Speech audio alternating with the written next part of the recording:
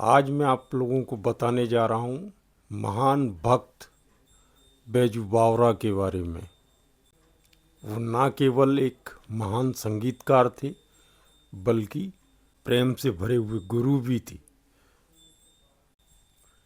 यह कहानी प्रारंभ होती है स्वामी हरिदास जी से, जो ना केवल बहुत बड़े कृष्ण भक्त थे बल्कि संगीतज्ञ भी थे।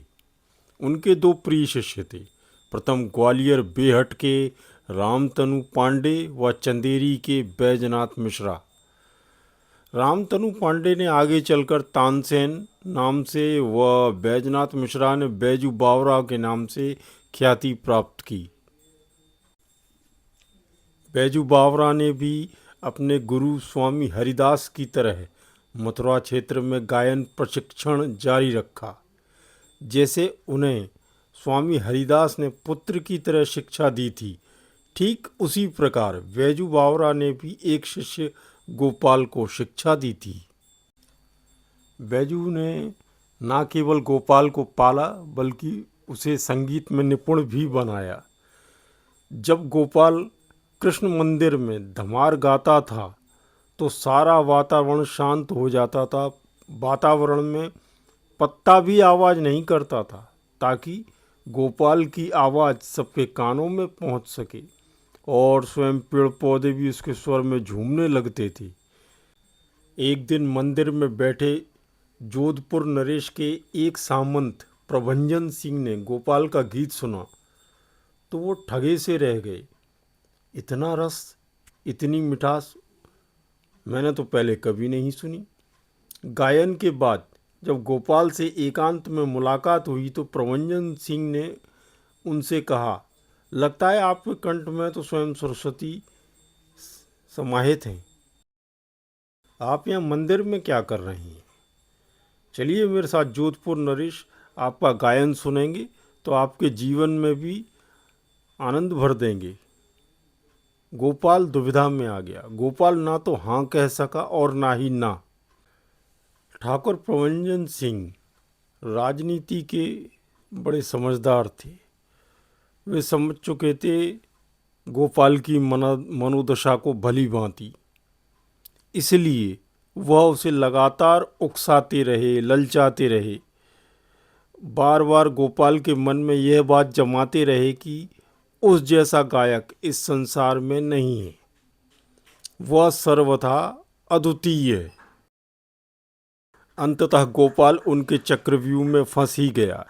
एक दिन गुरु को बिना बताए वह कृष्ण मंदिर से चुपचाप प्रभंजन सिंह जी के साथ खिसक गया और जोधपुर नरेश के दरबार में जा पहुंचा। जोधपुर पहुंचने पर गोपाल ने वहां मन से गाया जोधपुर नरेश के सामने, एवं जोधपुर नरेश के दरबारी संगीतकार को भी हरा दिया।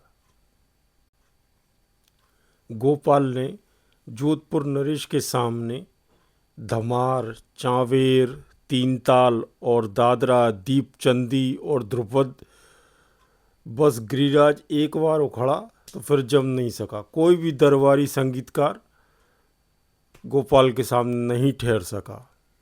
गोपाल की विजय स्पष्ट थी। जोधपुर नरेश ने गोपाल से पूछा, आपके गुरु कौन हैं? गोपाल के मन में अभिमान आ चुका था। उसने गर्व से कहा, मैंने जो कुछ भी सीखा है महाराज, वो श्री कृष्ण के मंदिर में बैठ बैठ कर ही सीखा है। गुरु ज्ञान से मैं हमेशा वंचित रहा। जोधपुर नरेश आश्चर्य से बोले, इतनी साधना और गुरु के बिना? कमाल है। जोधपुर नरेश ने गोपाल को उनका राजकीय गायक बना दिया।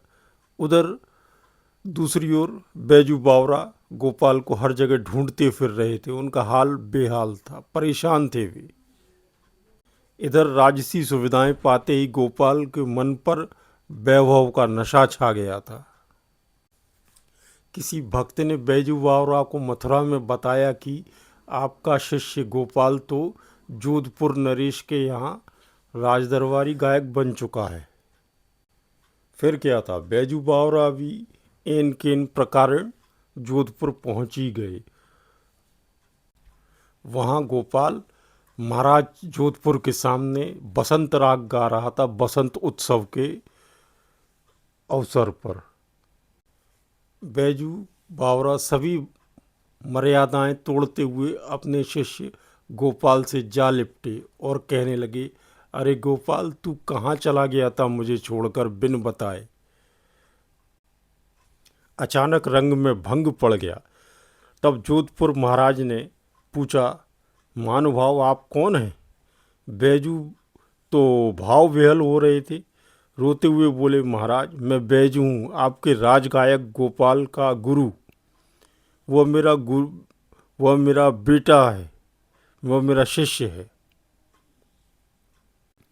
परंतु उसी समय गोपाल बोला, महाराज मैं नहीं जानता ये कौन है।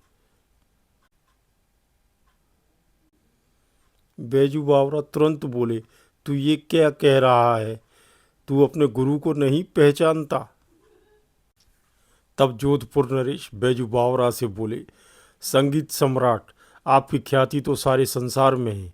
यह मेरे अयोभाग्य हैं कि आप जैसे महान गुणी व्यक्ति के दर्शन मुझे हो सके।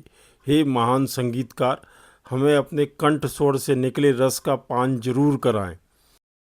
एवं गोपाल को आपके साथ प्रतियोगिता भी करनी पड़ेगी। बैजू बावरा ने पलक झपकते ही गोपाल को संगीत में हरा दिया। फिर बैजू गोपाल से कहने लगे, बेटा गोपाल, जोधपुर के दरबार में गाने की बजाय कृष्ण के दरबार में गाओ बेटा, वहीं गाने का सही सुख मिलेगा। मगर जोधपुर नरेश क्रोध में थे।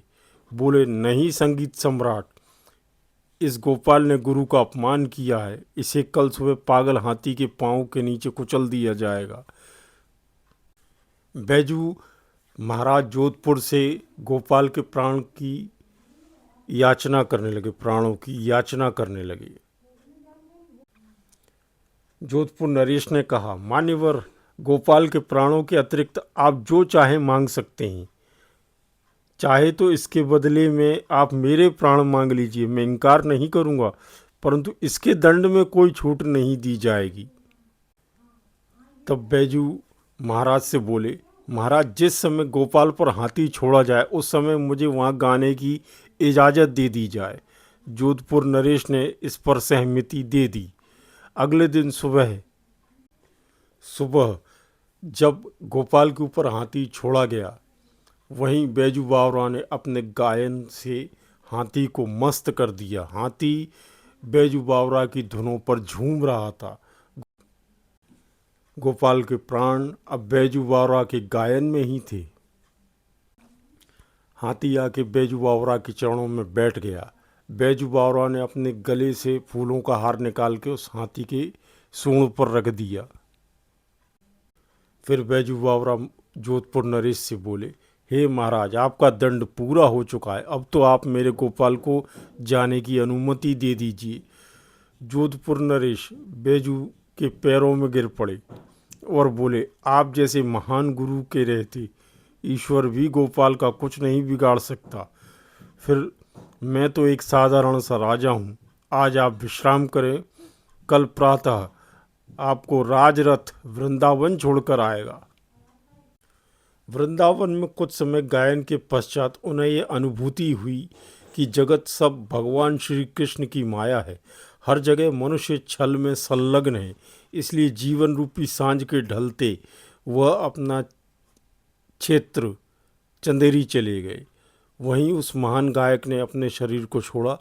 वहाँ आज भी उनका स्मारक है, जहाँ कुछ लोग वहाँ आते हैं क्योंकि उनके पास मार्केटिंग नहीं थी, इसलिए वह ज़्यादा ख्याति प्राप्त नहीं कर सके। यह कहानी नारायण प्रश्नोत्तरी जुलाई 2016 के अंक में प्रकाशित भी हुई थी। यदि आप लोगों को वीडियो पर दी गई जानकारी पसंद आई हो तो वीडियो को लाइक करें एवं चैनल पर नए हों तो इसे सब्सक्राइब करें।